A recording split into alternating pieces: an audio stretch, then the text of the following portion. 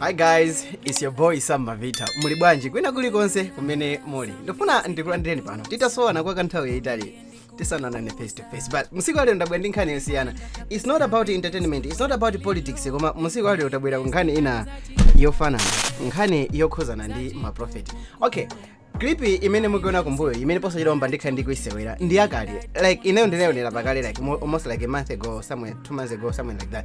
Ndakhala ndongosanga pa computer ndicholinga chokuti mwina mwake siku na lake ndizakhala pansi ndikumayichita react ndikumaona zofoka ndikumaona mwina mwake zinthu zina zake still more ndakhala ndikuyankhulidwa mopadalira ndi china chake kuti tionere video remoze. By anyway, this is not a sponsored video. Ndikungopanga ma video monga mende mapangira nthawi zonse. So mu video ndifuna ndikuonesereni prophet wina amene ali ndi mpingo wake amene amatumikira so like anayankhulapo zokhuza ndi zinthu zimene zizakhalepo pa zisankho zimene zikubwera mchaka cha mawa. So yeah, let's do it. Mutenge Bible lanu mukayiwerenga ku buku la Tumafumu chapter 6 kumene koko pali nkhani andi nkhani imeneyi ndifuna ndiyiwerenge dala tisadayambe kumva mauneneri aza dziko because anthu ena saona kufunikira mneneri akamayankhula za dziko ena amaona ngati ndife andale.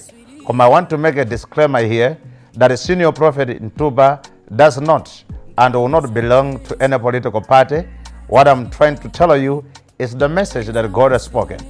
And okay, I don't know ngati mkulu kuchechi wega mankula chichewa like the English level yake imene ilipo is like adaja mwakumbukira adaja marenga kai mapasanja nkuyankhula English yotalise nkombera mmanjaji. So we want to convey to you so that as many as zachitekezi tizipempherere chimene mulungu achipanga liviru liviru to redeem. So ndakamba kale muyembekezere zisankho zoopsa zachilendo zimene sizidachitikepo yayi ndifuna ndikufotokozereni mwatsatanetsatane zimene mulungu akamba ku fuko la Malawi. I know kuti pali azineneri osiyanasiyana amene akunenerera koma ine ndikupanga challenge kuti mukadzafika 2025 mudzapange revisit zinthu zimene tikukamba panozi chifukwa ndendende mudzazipeza. We have a track record imene Mzimu Woyera amatithandizira kuti sitiyankhula zinthu zimene ife tikufuna kuti tingoyankhula kuti basi taona kuti anthu akuzitsata. No, we come here to convey zimene mulungu atiuza kuti tiyankhule ku fuko la Malawi. So ladies and gentlemen, ndofuna kuti munditsate ndi chidwi chifukwa tsiku la lero ndimene ndikupereka prophecy komaliza ndakhala ndikukamba kumpingo kwathu ku Holy Palace Cathedral kuchireka uko za zimene mulungu atiuza. Koma zimene mulungu atiuza zokhuzana ndi 2025 elections zapanozi nzachilendo entirely different from zimene ife tikudziwa. Ladies and gentlemen, Tumafumu chapter 6 amakamba kufunikira kwa prophet neneri chifukwa tikamakamba anthu ena amati ayi mukambitanji zandale. God is over all. He is over politicians. He is over the country. Matter of fact, this country is a God-fearing nation. 2 Kings chapter 6 verse 8. Then the king of Syria warred against Israel and took counsel with his servants, saying, in such and such a place there shall be my camp. 9. And the man of God sent unto the king of Israel, saying, beware that thou pass not such a place, for thither the Syrians are come down. Verse 10. And the king of Israel sent to the place which the man of God told him, and warned him of, and served himself there, not once nor twice. Therefore the heart of the king of Syria also was troubled for the thing, and he called his servants, and said unto them, will you not show me which of us is for the king of Israel? Hallelujah. So verse imeneyo ndaitsegula dala koma ndofuna kuti mundimvetsese zinthu izi. Bible ikukamba za mfumu ya Syria, ikukambanso za mfumu ya Israeli. Ndauti mfumu ya Israeli idapanga chiwembu chofuna kukapanga ambush mfumu ya Israeli. Mfumu ya Syria idapanga chiwembu chofuna kukapanga ambush mfumu ya Israeli. Poti ku Israeli kudali mneneri, the seed was preserved. Amati amfumu ya Syria akakamba mapulani awo kuti ife tikachalira pakuti amene akamadzadutsa pakuti tiapha kapena tipanga izi zimapezeka kuna kuti Elisa amatumiza uthenga kwa mfumu ya Israeli wauza kuti kodi Assyria akukamba zakuti ndiye musadutse malo akuti. So that's the importance of the prophet. Nkadakonda oro uthenga umenewu mutumize kwa president achakwera, utumizeni uthengawu kwa Peter Mutharika, mutumize uthengawu kwa Enoki Shahana Ford, because uthengawu ngofunikira kuti aliyense audziwe. Uthenga umenewu ndwanji? Uthenga umenewu tukukamba za zimene zichitike mdziko muno 2025, and actually nzofunikira kwambiri kuti tidziwe.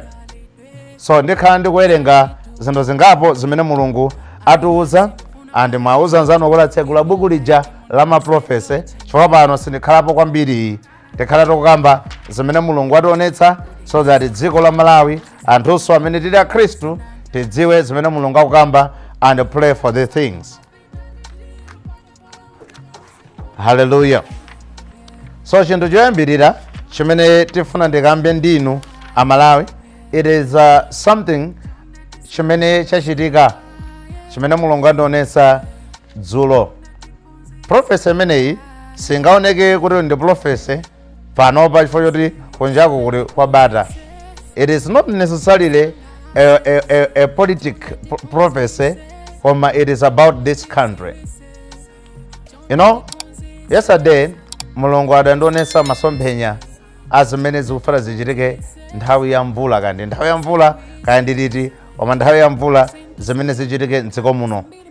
Ndiye Mulungu amatiuza zinthu zimenezozo cholinga choti inoyo ndine tizidziwe, tipempherere dzikoli, komanso nkuonetsetsa kuona kuti zinthu ngati zimenezi ifeyo tizipempherere kuzitsutsa. Usiku wathawu Mulungu amandionetsa something that happened to this country. Ine mene ndimazionera zinthuzi, more especially maiko awiri wa ziphatikizana. Dziko la Malawi ikhala ndi effect yake pa prophecy imene fandikambeyi, komanso dziko la Zambia ikhalanso ndi effect yake pa prophecy imene ndifandiyankhuleyi.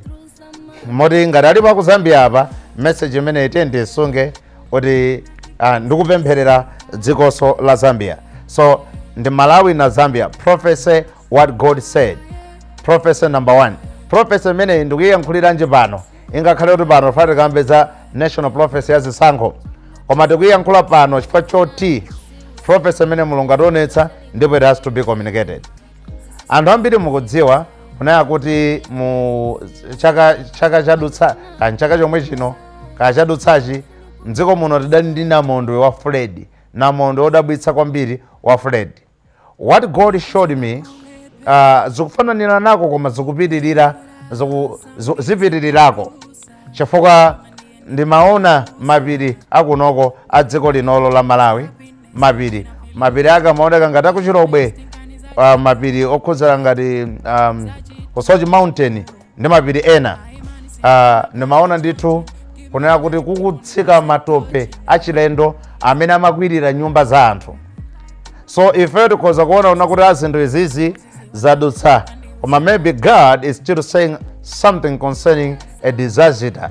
There is more like a disaster coming, which is going to be pioneered by some rains which are going to be unstopped in this nation. Therefore, I would have urged kuti pamene ine ndachipempherera, inunso amene mukutionera ife tiye ndichipempherere, koma their rains, those were strange rains, mpakana mapiri maruka phala la matope ndipo limakwirira nyumba za anthu osiyanasiyana. Mulungu amandionetsa prophecy imene dzulo, ndipo amandiuza kunena kuti wauze komanso ndiupempherere dziko lino la Malawi. Prophecy number 1. Iyi ndikukamba sikukhala pa ndandanda wa zimene zichitike zokhudzana na Zisankho, koma ndikuyikamba kuona kuti mukhale pompo, chifukwa posachedwa pompa dziko lino ndikhala kuti tikulowa mu nyengo ya mvula. So what is going to happen this time around? Mvula ya ibwera mwansanga kwambiri mdziko munomo, mubwera mvula mwansanga kwambiri, but as God showed me, kudali ndithu mvula ina yake yachionongeko, zinthu zimaonongeka, komanso anthu ambiri apeza kuna kuti aonongedwa. So we have to pray for that, because chimene chocho tikuchiyankhula kwa inu chifukwa inu mwina yena simungathe kuona, you are not prophets. So ife tikuchiyankhula kwa inu kuti mudziwe kuna kuti izi, that's what is going to happen. Prophecy yokhudzana Zisankho. Now we go into the national prophecy concerning the elections of this nation, zimene zichitike posachedwa pompa in 2025. prophecy number 1. Prophecy number 1 ndidzifotokoza kenaka ndidzatsekera oti kodi zisankhozo zidayenda bwanji ameka adalengeza kuti chani according to what God showed me.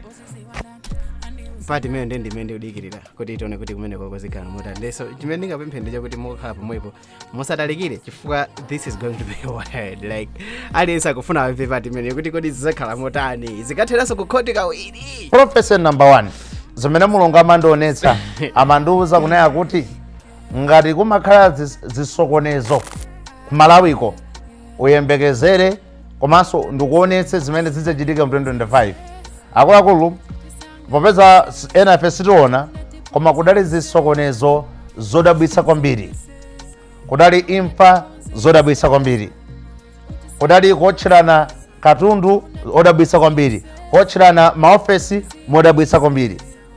Ndipo anthu ena akupezeka kuti adaphedwa mu ndale zimenezo, kudali chisawawa ndi ziwawa zimene zidachitika koyamba mu dziko muno nkhani yokhuzana ndale. Chifukwa nzoonadi DPP ipanga alliance ndifotokoza bwino meneyo zimene mulungu andionetsa, koma zimene zikuchitika mdziko munomoka zimene takhala tikuona mu 2004 1993 amene akamuzu amapanga 2014 imene amuthalika chamalamulira mpaka na 2019 imene zakhalira mpaka na panopa Dr. Lazarus Chakwera akulamulira. Tukena tipemphere ndithu kupempherera, there has to be a prayer, serious prayer.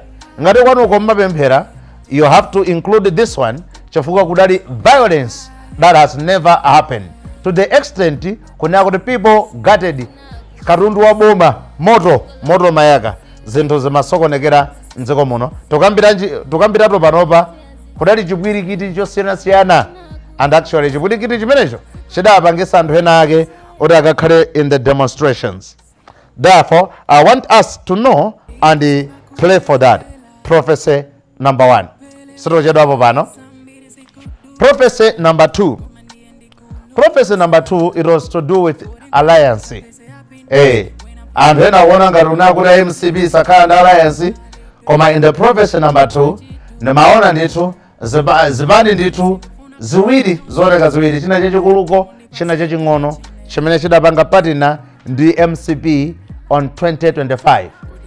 Ndati china chachikulu chipanicho china chaching'ono chidapanga patina ndi MCP mu 2025. So that's what is going to happen. And actually zimene zizi ndi zimene zifuna zilibweretse ife ona kuti we as Christians, what should we do to pray for our nation?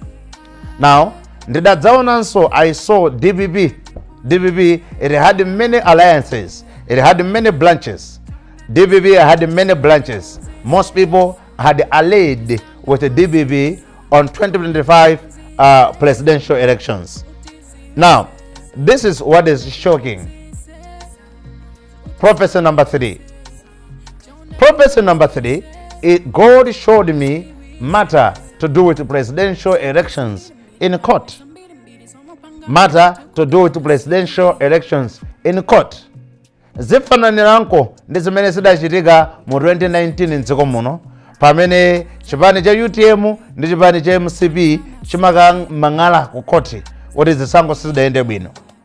Andi nkhale pazakhala ndithu zino ngati zimenezo kuti zipani zina zidzavomereza kunena kuti zisankho bwanji zidachitikaso, because the court system this time around there will be issues. The elections will not just be accepted. Ngati zisankhozi zidzavomerezeke kwayambirirako, just know kunena kuti they will be contested for a number of months. What did I see? I saw that padalibe political justice. There was no political justice in this country to do with who became a president of this nation. So this is what I want to tell you. Prophet Ntuva, in my prophecy, what I saw and what God showed me.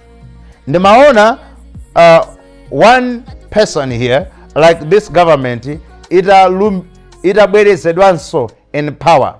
I saw like this government was repeated in power, was declared kuti yawina zisankho zimene on the other hand when God showed me mene zayendera zimaonekera kuna kuti we needed to pray for political justice in the political system.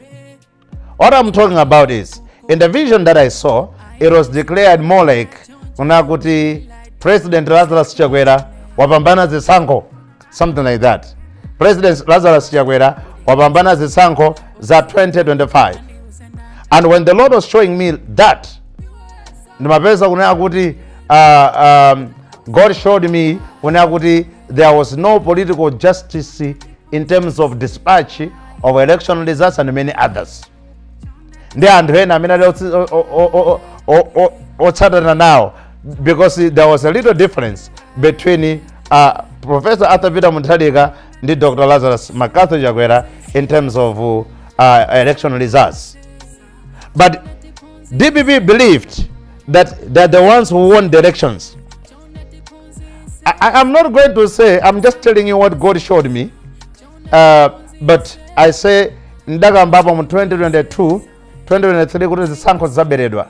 And matter of fact, for the vision that I saw, Zisankho zidaberedwadi. I don't know kuti adabera Zisankho yondani, komene ndikukuwuzani zimene zidaoneka Zisankho zidaberedwa. And this is a repetition of what I've been saying. What is Zisankho za 2025 zidaberedwa, ndipo kuberedwa kwa chitikadi.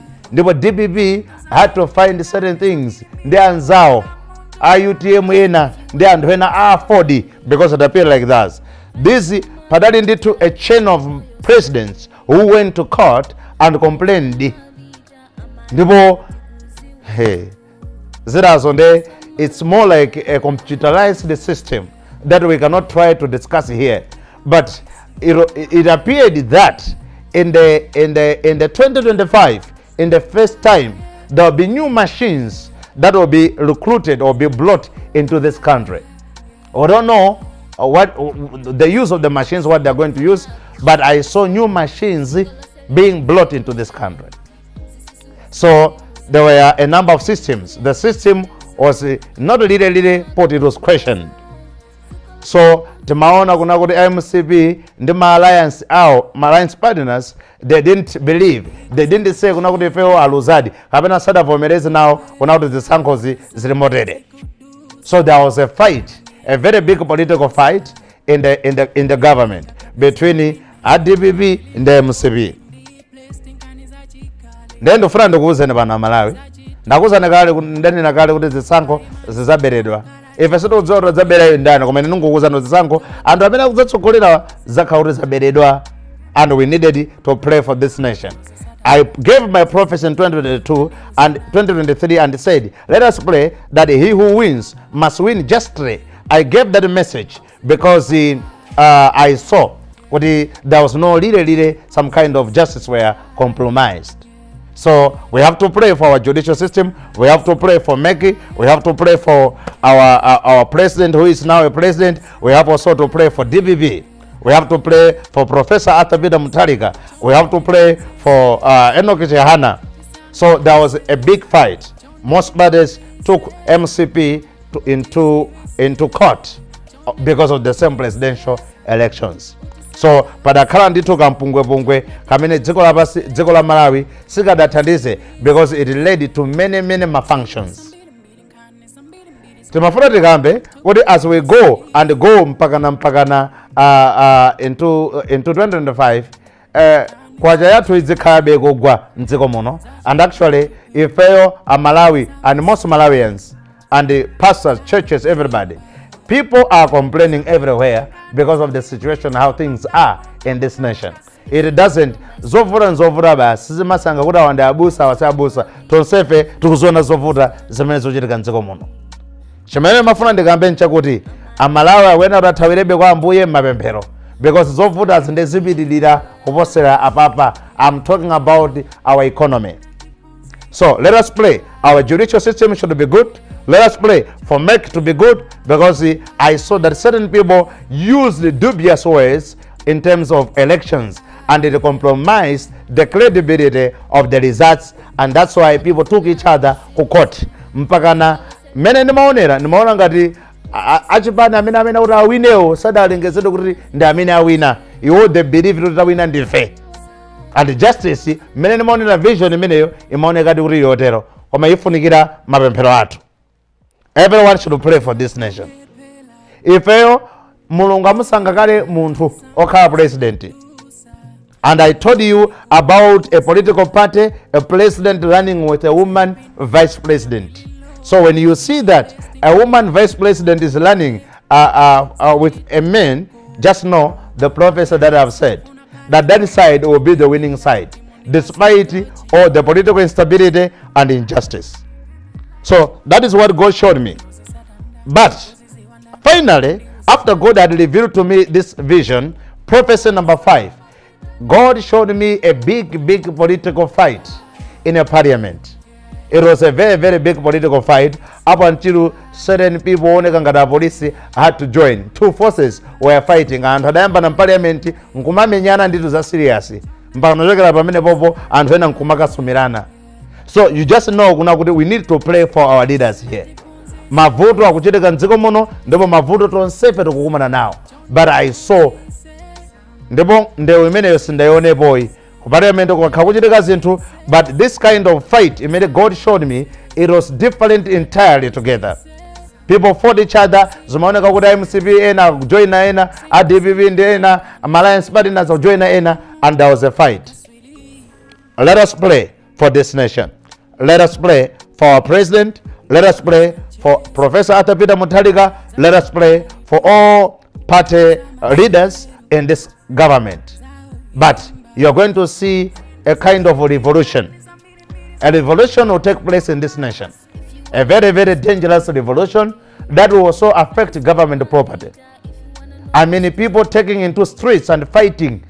About fighting, so many under president, I had already spoken.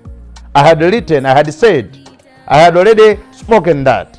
And I told one of the people who works there, and they say that there is this thing that is going to happen. I saw ndibidi zimene zodani nagaleso, and amene today yankula message yo akuboma akudziwa kuti dabereka uthenga umeneyo oti ndibidi wa president must be naona kugendedwa. There was an attack on him, and so kuti zimene zathira pamene boy, it's going to happen. I saw most people doing a lot of things. We just need to pray for God to intervene, because whatever is corrupt must be exposed. But there is already corrupt malpractices as we speak now. God said it's already there. We have to pray for this nation. We have to pray. I, a prophet in Tuba, have already started praying for this nation, and I implore you as a fellow Christian to do the very same thing. And when I'm going to go on in the UTM standing for presidency, the one who is going to be a president will be the one who was there for a long time. That one, bear it in mind. So I had already spoken this back then, but we must pray, and we are praying. So let us pray for this nation. We are telling you this so that we should pray for this nation, so that all the dangers that I'm seeing coming ahead must not befall on our motherland. We have to pray for the DBB. We have to pray for MCP. We have to pray for UTM. We have to pray for Afodi. We have to pray for Petra. We have to pray Chipanicha, and then Ambewe, liberation for economic freedom, something like that. We have to pray. But I have never seen elections like what is going to happen this time around. This one is going to be very dangerous. I mean, to a layman, dangerous to people in the villages. There will be fight against each other, and we have to pray for that. So finally, dear Malawians, I want to leave you here. This was the message that God spoke. And remember, the new machines will be recruited come 2025 in the beginning of the year. There will be new machines here recruited, which really deterred the accuracy of presidential results. My president, so this is actually utenga wanu koma Zisankho zidaberedwa. We have to pray for this nation. Because what I saw, it was like certain people were brought into this country are from different countries, and they were here employed by certain gurus and moguls, and they were here just to tamper with how computerized the system of the government to do with elections were happening. So there'll be different people will be coming from different countries or be here employed by some people just to tamper on the system of elections in 2025. So we have to play for this nation, because the problems that we are in will end with them this year. Possibly, God willing, in 2025 we may see a shifted turn of economics. But one thing that I want to tell you, Malawians, is what God showed me, which is a positive change in the time coming, how young people were voted into many influential powers in politics and they were in government. This is the first time where you're going to see many young people in parliament. So to me, I call it a change. Why do I call it a change? Because we are going to adapt to new policies, new forms of governance, and also that one will be very good because there will be introduction of new ideologies which may help the country at large. May God bless you and may God bless Malawi. But we cannot come here without praying for our leaders in different countries, in different sectors of governance, and all the religious leaders and all things that are happening. Shall we pray? Our dear Heavenly Father, Lord, we want to commend unto your hands all leaders. Wow. This is another thing. Like, this is wild. Like, this is awesome. Tikamayankhula nkhani zokhuza ndima ulosi, sitimafuna kunyoza, sitimafuna kuyankhulapo chilichonse cholakwika, sitimafuna kutenga mbali na iliyonse, chifukwa izi ndi za mulungu sitichita question. Timangogwisa ntchito nthawi zina common sense, koma nthawi zambiri common sense yathu sigwira ntchito pa za mulungu chifukwa chokuti ndi za mulungu. Maganizo anu mukuganizapo motani? Lola ndidziwe mene mukuganiza in the comment section below. Langa zina ndi Sam Mavita, ndingopempha kuti mavideo awiri amene ali pa screen awa muwaonereso. Sam Mavita, I've been Sam Mavita. Until the next video, I'm gonna do it. See you.